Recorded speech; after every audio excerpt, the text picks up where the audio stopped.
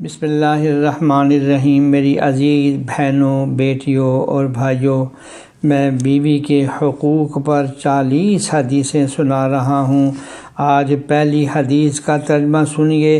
رسول اکرم صلی اللہ علیہ وسلم نے فرمایا، ایک دینار وہ ہے جو تم نے اللہ کی راہ میں خرچ کیا، اور ایک دینار وہ ہے کہ جس سے تم نے کسی غلام کی گردن آزاد کرائی، اور ایک دینار وہ ہے جو تم نے اللہ کی راہ میں کسی فقیر کو دیا، اور ایک دینار وہ ہے جو تم نے اپنے اہل خانہ پر خرچ کیا۔ ان سب میں سب سے زیادہ ثواب اس دینار کا ہے جو تم نے اپنے گھر والوں پر خرچ کیا۔ مسلم شریف کی روایت ہے۔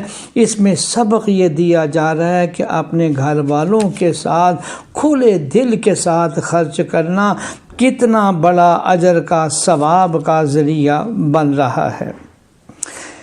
اگلی حدیث نمبر میں 18 آپ کو سنانے لگا ہوں۔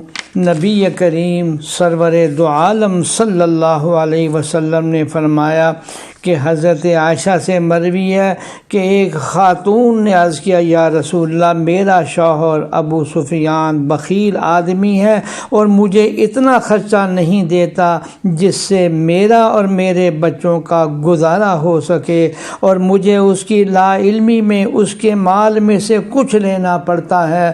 تو حضرت صلی اللہ علیہ وسلم نے فرمایا، تم دستور کے مطابق اس کے مال میں سے اتنا لے سکتی ہو جتنا تمہیں اور تمہارے بچوں کو کافی ہو جائے۔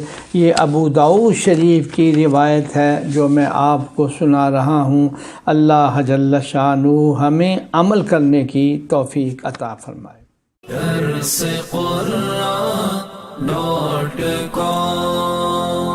www.darsequran.com